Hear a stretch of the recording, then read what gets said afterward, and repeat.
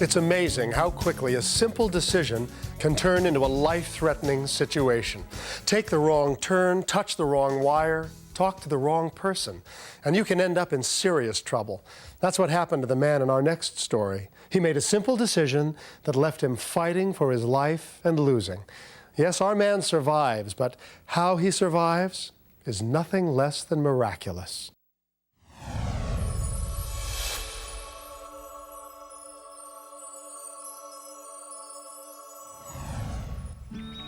For more than 20 years, Dick Lebsock of Visalia, California, has had a love affair with scale model replicas. I'm a builder. I like to take a pile of nothing and end up with something. It takes time and patience. Today, Dick focuses his hobby on cars and airplanes, but there was a time when boats were his favorite pastime. His prized possession, a nearly perfect hydroplane. His wife Ellen remembers. It was a very special boat. It takes maybe as many as 100 hours. By the time it's all painted, sanded, the radio control stuff is mounted in it.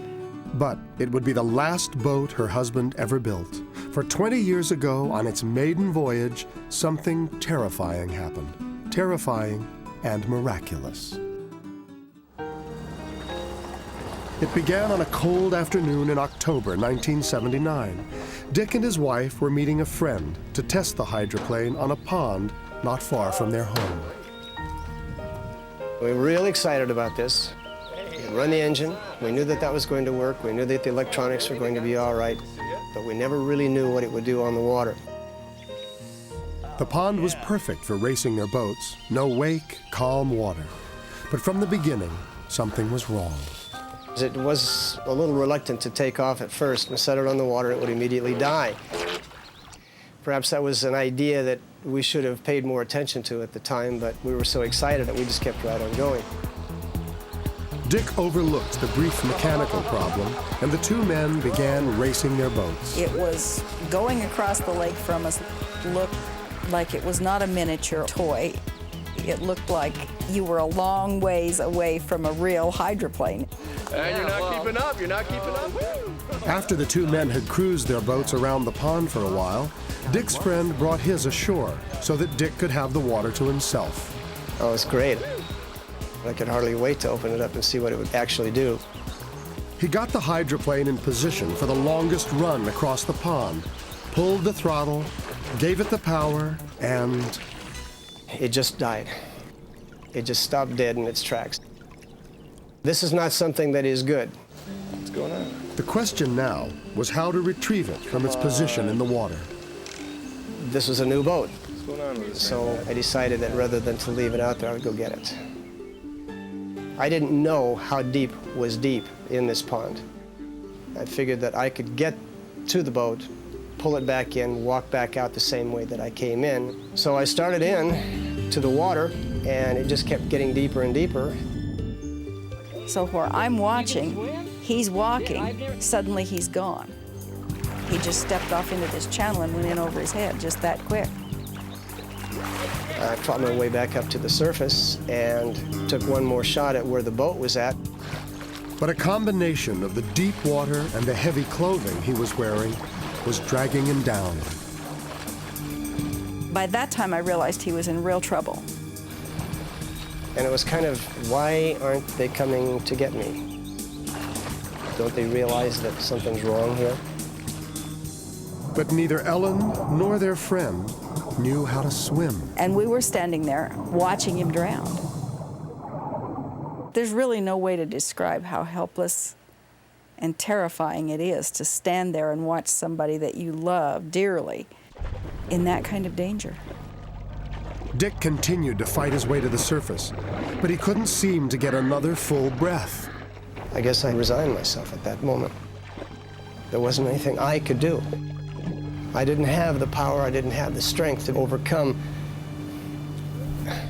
the weight of my clothes, the coldness of the water. And so he began to slowly sink to his death. It was terrifying. I don't remember anything except extreme panic because I knew he was drowning and going, oh, please. And as if on cue, help arrived. I looked up, and there was this young man in cut-off Levi's, and he jumped into the water, and he swam to where Dick was struggling in the water. All I know is that all of a sudden, instead of going down, I was now going up. Instead of being face first in the water, I was forcibly flipped over onto my back, and I was being towed to shore. He grabbed him lifeguard style and swam, must have been a block, over to where we were. Honey? Honey, are you all right? I'm all right. Someplace in there, it occurred to me that this young man who had saved him didn't have on anything except a pair of cut-off Levi's, and it was cold. While Ellen ran to fetch a blanket, Dick's friend helped him to his feet. But when Ellen returned, the young man was nowhere to be seen. We looked around, and he was gone. There wasn't anybody anywhere. It was just that quick. There weren't any kids playing. There wasn't anybody riding around. There was nothing. There were the three of us. Who was this young man? Where had he come from? And where had he gone? Dick and Ellen are certain that he was an angel, sent down to save Dick's life. I was going down one more time. I had no hope of getting to shore. For him to all of a sudden be there, hit the water, drag me out. You can't be touched like that and write it off as mere coincidence. And there's one more reason why they believe that the boy who saved Dick's life that day may not have been from this earth. It's so strange. He's gone. And we probably wouldn't have thought anything about it, except that when we got ready to go home, Dick's boat was laying on the ground at his feet. When I looked down and saw that boat, it was as much of a surprise as me even being there, much less being brought out of the water by somebody that wasn't there.